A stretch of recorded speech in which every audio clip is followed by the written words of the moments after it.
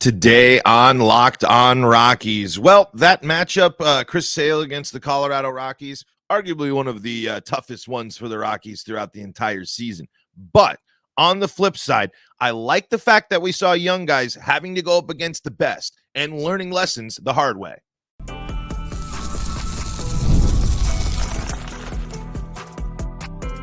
You are Locked On Rockies, your daily Colorado Rockies podcast. Part of the Locked On Podcast Network, your team every day. Rock on Rockies fans, welcome into the Locked On Rockies podcast for today, the 4th day of September in the year 2024. I'm your host of the Locked On Rockies podcast, Paul Holden, bringing you your daily Colorado Rockies talk right here on the Locked On Podcast Network, where you can find your team every day. And if your team is the Colorado Rockies, guess what? You're in the right spot, because that's what we do around here each and every day, free and streaming on your favorite streaming services, bringing you your daily Colorado Rockies talk there. Also onto the Locked On Rockies YouTube channel, where you can be part of the show. You can fire off your Rockies hot takes. You can let me know what's on your mind, just like Jim Kasura, who says, not being rude, but I have zero expectations for the Colorado Rockies. Well, Jim, I think that those feelings have probably been earned. So I'm not gonna harp on you. However, I am gonna try to make you feel a little bit better about the loss yesterday, just in the sense of a philosophy thing. And there was a really great mailbag from Patrick Saunders in the Denver Post, and we're gonna go through some of his answers and some of the questions that people asked there, because they are the questions that a lot of people are asking, especially about pitching at Coors and pitching philosophy at Coors Field. So really, really great mailbag from Patrick Saunders that you're going to want to go check out in the Denver Post today about the Rockies, because asked pitching questions, Chris Bryant questions. And I think those are things that a lot of Rockies fans have on their mind. Let's start with the game last night, though. The Rockies shut out 3-0. And here's the thing. It wasn't as bad as last time the Rockies went up against Chris Sale, but you are reminded, you are shown, again, that's the bar. How many times have we said that, right? How many times have we said the expectation for you to be successful in Major League Baseball is that you have to be able to beat those teams on the road? You're not going to beat Sale every time. He's got 16, I think, what did he get? Win 16, 17 last night? He is elite top-level talent. You're not going to beat him every time.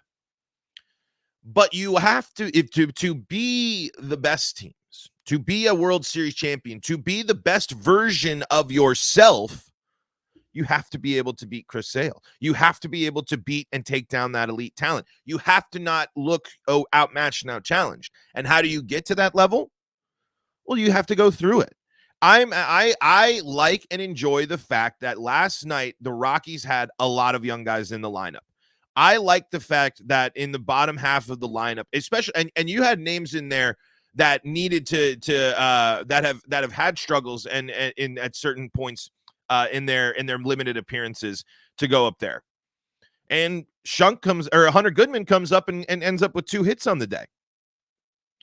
That type of stuff is important.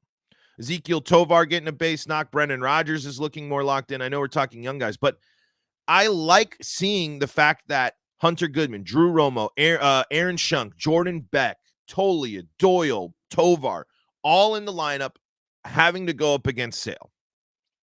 Every time that they go up and have to face that level of talent, that's it. That's the level to win the World Series. That's the level to be an all-star. That's the level to be a top of your position player. That guy. And one of many examples. And it's, you can kind of put it on the flip side for Rockies pitching when they're going up against a good Atlanta lineup here, when they go through some of the names that are in there. But for the Rockies offense and the Rockies young guys specifically, I like seeing that. And obviously you don't like seeing them struggle, but it's opportunities, right? And that's why it matters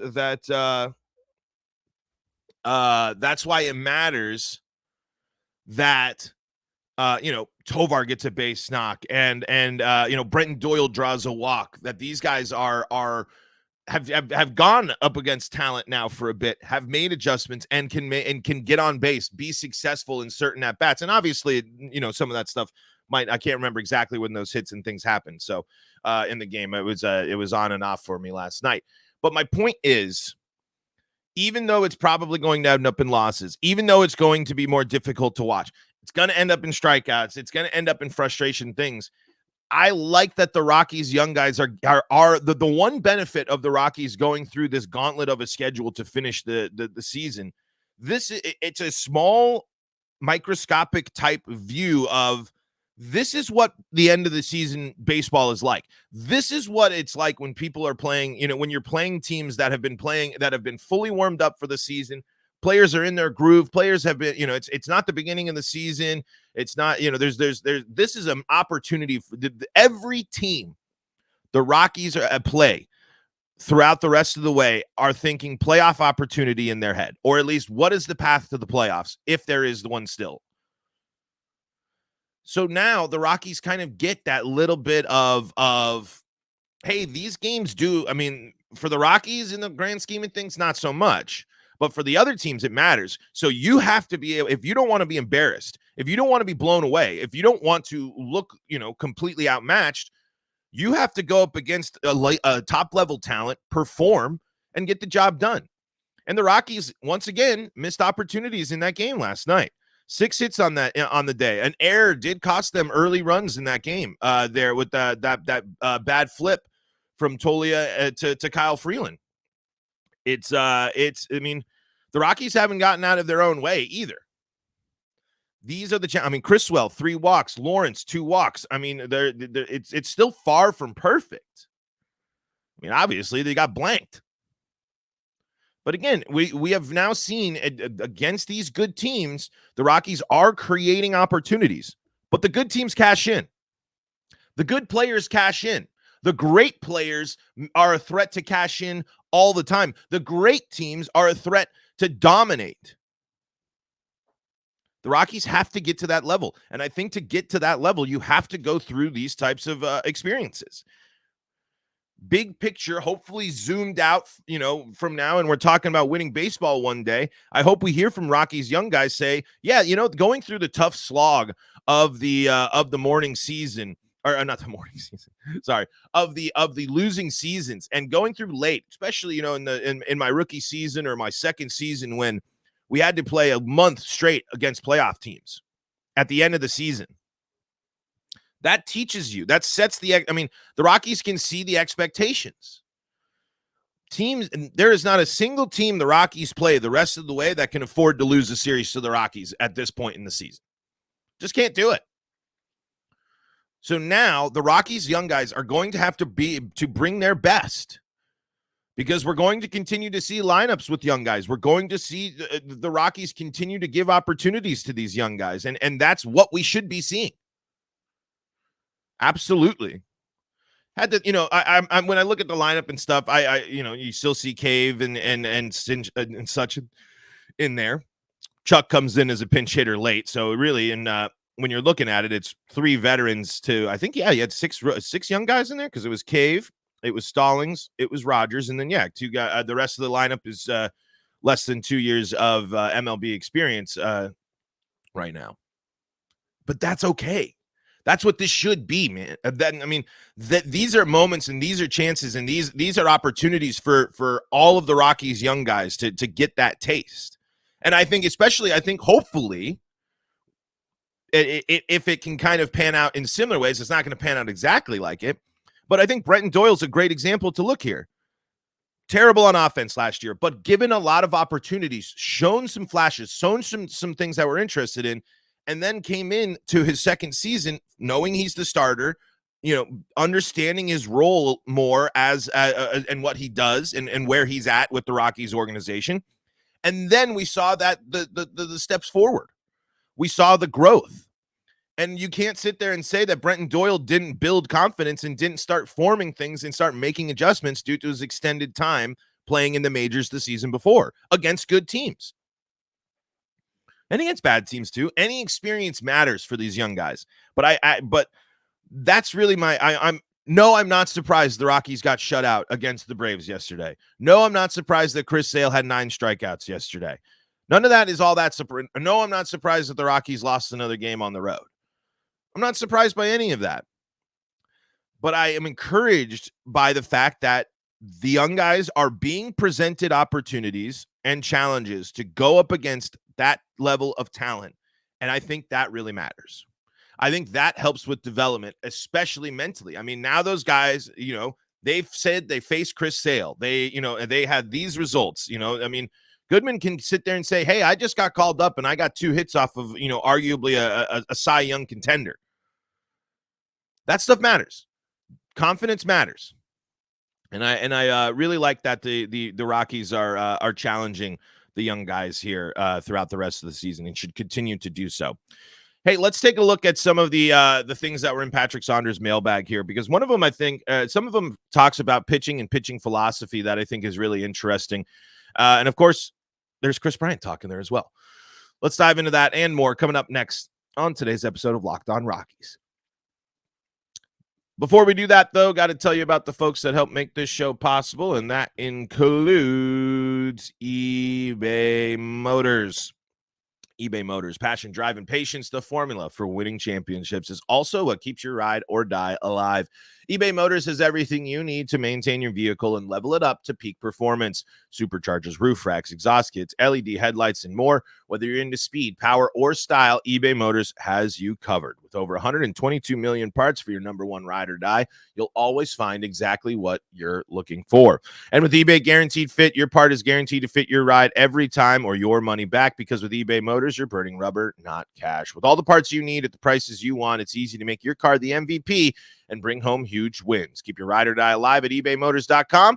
Eligible items only. Exclusions apply. eBay Guaranteed Fit is only available to U.S. customers. This is the Locked On Rockies podcast. We're free and streaming on your favorite streaming services, and we are also on the Locked On Rockies YouTube channel, where you can be part of the show. You can fire off your Rockies hot takes. You can let me know what's on your mind when it comes to the Colorado Rockies when you subscribe there on Locked On Rockies. Really helping the show grow. Really do appreciate it. So go check it out there. Go tell everybody, subscribe today to Locked On Rockies. All right. Let's take a look at, before we dive into all that, got to let you know, second listen of the day has got to be Locked On MLB. So he's going to keep you covered across Major League Baseball. And if you need your Rockies play-by-play action on the go, well, you can take the SiriusXM app with you, and you got Rockies baseball wherever you have SiriusXM. All right. Let's talk about this piece in the Denver Post. And this is a really good mailbag, guys. This is a mailbag where Patrick Saunders is very honest and answers good questions too, because and these are the ones that are on the mind. And this one's a very interesting one. I want to start here because this one really brings into philosophy, like pitching philosophy for the Rockies. This is a question from Dan in Denver, and he says, Patrick, I moved to Denver a year ago, and this is my first season following the Rockies closely. One glaring deficiency I've observed is the complete inability of the Rockies pitching staff to strike out batters. They are dead last in baseball by 116 strikeouts, the same gap between 29th and 12th place. Is the altitude to blame? Pitching a contacting course seems like a disastrous idea. And does the organization view this as a problem worth addressing? And here's Patrick's answer. Dan, the timing of your question was perfect. Heading into Tuesday night's game at Atlanta, Rockies pitchers ranked last in the majors with 943 strikeouts, and the Braves ranked first with 1,293. Lack of strikeout power is a problem that has vexed the Rockies for a long time, and I suppose somebody could write a dissertation on the subject. I don't have time for that here, but I'll toss out a few quick theories that have been band-aided throughout the years. The Rockies have simply not drafted or developed, or both, enough quality pitchers through the year. Aware of the dangers of pitching at altitude, the Rockies concentrated on sinker ball slider pitchers for a number of years. The idea was that getting hitters to beat the ball into the dirt was the best way to succeed, hence the relative lack of strikeouts. The Rockies have since moved away from that strategy, as farm director Chris Forbes told the Post last year in our Rocky Way project. Remember, this is from Patrick Saunders. We're trying to develop more of a contrast approach than 5, 10, 12 years ago in this organization, when it was a lot of sinker slider. We have to recognize who can pitch at the top of the zone and who has to stay at the corners and at the bottom. But ultimately, we're letting these guys be themselves. The Rockies face catch-22. History has shown that pitchers who throw heat at the top of the zone and hunt for Ks tend to burn out pitching in Denver as their velocity ebbs and they get hit hard. I want to focus on these last two things. I think it's so incredibly important, the thing that Chris Forbes said in that quote. Ultimately, we're letting these guys be themselves. I think that is one of the most important philosophy things that you can drill into a pitcher's head. You have to build confidence in your pitchers and in your prospects. You cannot let the looming thing, and it is not, I am putting my foot down here. There is no way a young pitcher that has just been drafted by the Colorado Rockies or has just been traded to the Colorado Rockies does not think about the challenges and the historical struggles of pitchers at altitude. No way. There is just, it's too much of the narrative. It plays too much of a role in what the Rockies do. So to hear that, that's the type of stuff. That's the type of stuff you get encouraged by, and it undoes that quote, the quote of Momfort saying that we're not going to try, everything we've tried, it hasn't worked, and we know that stuff. That's not what Forbes is saying. Forbes is saying we are doing something different. We are changing something that this organization has been doing for over a decade. That's the type of stuff you need to hear, folks. That's the type of information we need to know, because that's going to allow Chase Dollander to be himself and chase 10Ks. Because guess what? There's I'm not going to dive into the pitcher injury question that Patrick Saunders answers here. But he also talks about the worries of pitcher health, especially with the Rockies. But the crux of that basically is the players that are going to hunt that high velocity, the players that are going to, if you're going to do some of the things that the pitchers that pitchers do in the modern game, they are putting themselves at an increased risk of burning out, hurting themselves, XYZ. That's just that's where it's at. But at the same time, if that's your game, if that's going to be your success, if you're comfortable taking that risk, you shouldn't be worried about that. If you're confident in your fastball and your velocity can burn someone and not have them hit the ball at all, that's going to be more successful than making contact at Coors Field. It is the clear biggest difference between the Rockies and their competition. The Rockies strike out a ton, and we have seen time and time and time again how debilitating those strikeouts are. The Rockies have to hunt strikeouts. The Rockies have to start embracing what other teams do. And guess what? You're still going to have to deal with the Coors Field games, because yes, you're still going to deal with your pitchers getting slugged on and hit, but that's kind of the nature of the beast. It already happens anyway.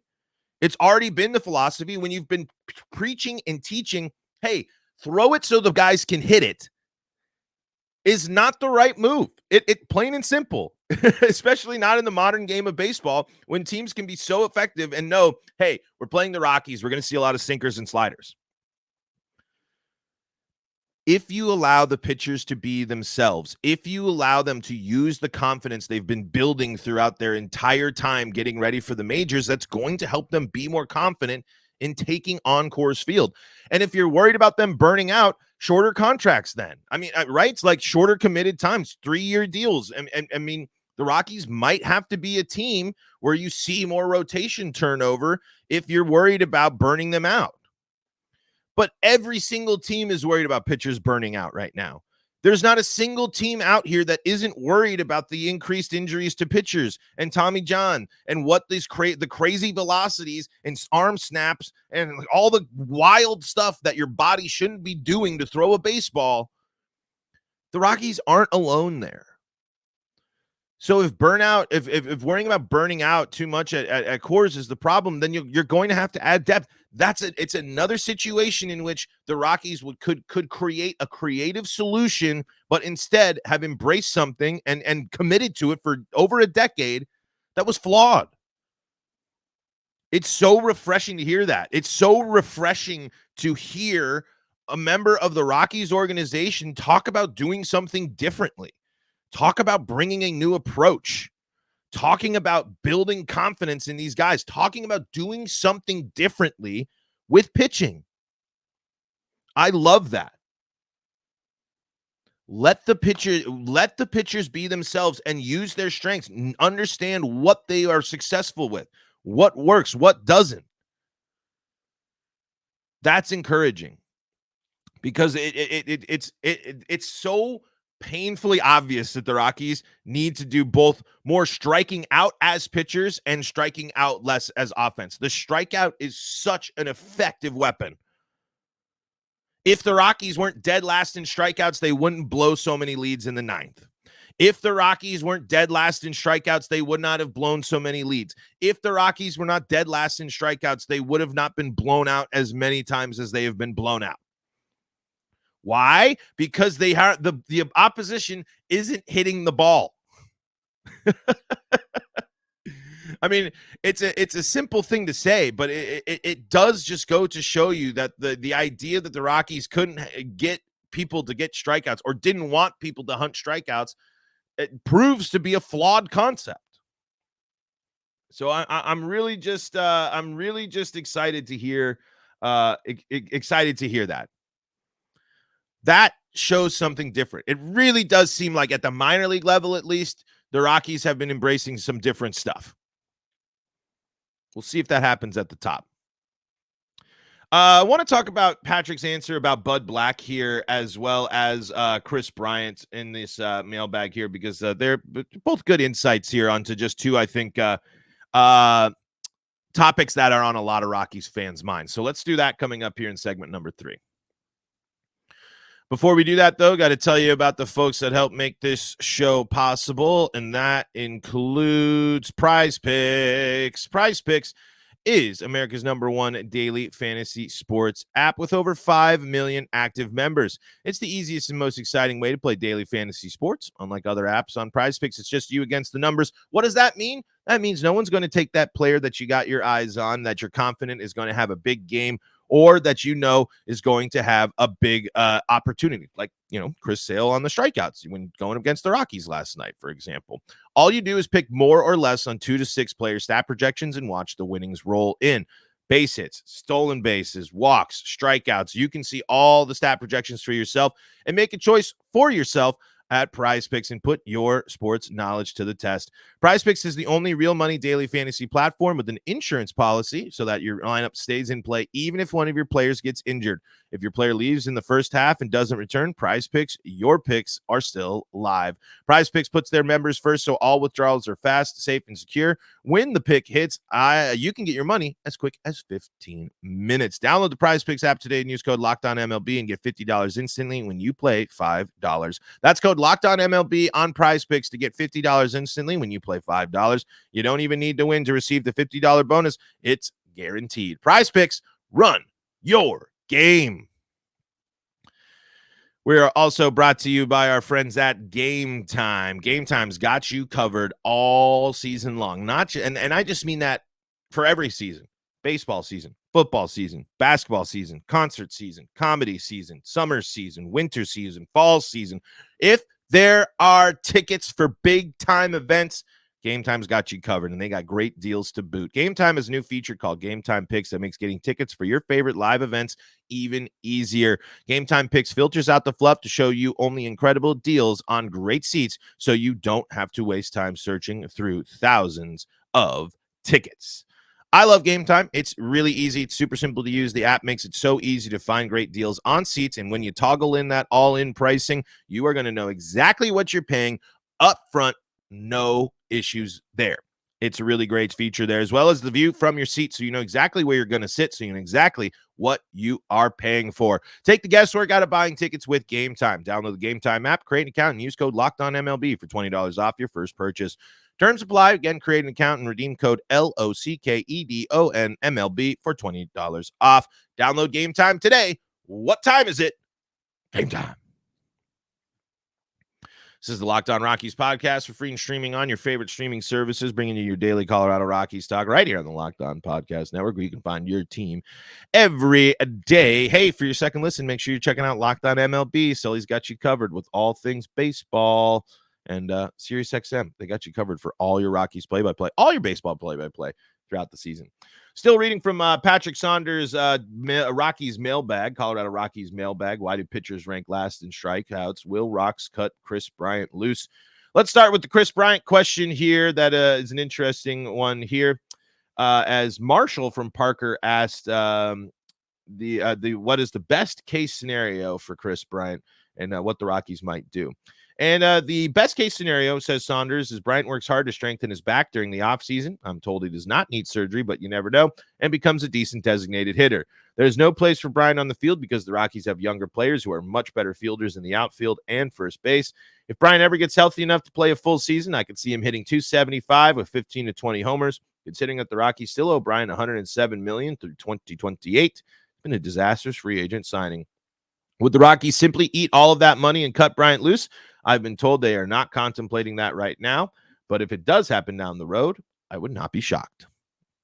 I wouldn't be shocked either there, Patrick. I mean, at some point, tough to say, like you don't get out of a rebuild. You don't get out of the basement. You don't move on as an organization without big time decisions and making the tough ones. And they're going to be expensive too. Some of those decisions, whether it be a player, whether it be other factors that go into it. I mean, with all the, I think that there's been, with the talk of it, it has seemed more likely. I've never fully bought into the Chris Bryant being cut as an actual reality, but it's going to become more and more of one. There's nothing stopping the Rockies from hoping he becomes the DH, the Charlie Blackmon next year. I don't know, unless if the Rockies are planning on doing another Charlie Blackmon year. We'll see. But boy, howdy. I mean, it's got to be, and I'm sure he does, but this offseason has to be one. I mean, health has to be the number one priority for Chris Bryant this offseason. He has to get himself in a spot where he can contribute 100 games to this club. Or again, if Chris Bryant cannot give you 100 games, you cannot justify giving him the roster spot. You got to eat the money. You got to eat the money. All right. Last question there that I wanted to talk about, and you should go read the rest of these too. There's more. There's good in depth here, but this is about Bud Black here. Basically, is Bud Black coming back? Is what Scott from Colorado Springs asks. And here's what Patrick says. Whether he stays or go, Black has deserved better talent than he's been given. But I understand why fans believe that a change needs to be made. The Rockies have already clinched their 6th consecutive losing season and are on pace to lose 102 games. My argument is that no matter who steered the Rockies ship in recent years, the lack of talent combined with injuries to a number of pitchers basically guaranteed losing seasons. Yes, that is true. That really is true. And there are reasons, and it's just that gotten to the stage where it's the questions with Bud Black are about development, are about getting more out of your players, about putting them in positions to succeed. I don't think Bud Black gets to completely absolve himself of the last few years. But this goes back even to the playoffs. This team's lack of free agent acquisitions, this team's lack of building around the talent that they had, this team's lack of fully embracing rebuilds. I mean, there are a lot of situations this offseason is a prime example. The Rockies did not make Bud Black's job any easier this season, mixed in, of course, with the injuries. I mean, the injuries to Bud Black's basically pitching, the pitchers that he developed completely derailed things and played a huge role in their success. Marquez, Freeland, Senzatella, all going down. That stuff does make sense. But again, I think there's a lot about the Rockies that just need something new, that needs a fresh perspective, that needs fresh eyes. And I don't think that Bud Black has done enough to earn it. And yes, there might have been other managers that have done that. But at the same time, he has been at the helm during a Rocky season in which things have gone horribly wrong multiple times. Bud Black doesn't get to shrug all responsibilities. I mean, he doesn't get to shrug off all blame, but there is a very valid point there about the team construction and just the state of the Rockies. And if it doesn't really matter who is the manager, probably wasn't going to change much. But I'm still disappointed in the results that we're getting from pitchers from a pitcher-focused manager. I don't care if you're given this talent, especially young talent, especially a lot of young guys. There needs to be development. And that development hasn't happened at the rate that I can remain confident. So is a manager change going to be the thing that changes the Rockies? No. but it's just one of a list of things that the Rockies can change and do differently to bring new life into the organization, new ideas, and new perspectives, which is what the team needs. Patrick, great job there. Thank you so much, Patrick Saunders. The Rockies mailbag. Like I said, we didn't get to all the questions. We didn't get to all the answers, but there's a lot of great stuff in there. So you got to go check it out. But folks, that's going to do it for us here today on Locked On Rockies. The Rockies, of course, still playing the Braves. We'll be breaking down the next game and lots more Rockies baseball throughout the week. So don't go anywhere, and make sure that you subscribe to Locked On Rockies on YouTube, and make sure that you got those notifications turned on so you know when the episodes post. Folks, for your second listen of the day, go check out Locked On MLB. Sully's got you covered throughout the world of baseball. But if Colorado sports are more your interest, Locked On Broncos, Locked On Avalanche, Locked On Nuggets, and Locked On Buffs, all free and streaming, available to you on your favorite streaming services. Until next time, folks, this is Paul Holden saying so long from the Locked On Rockies podcast.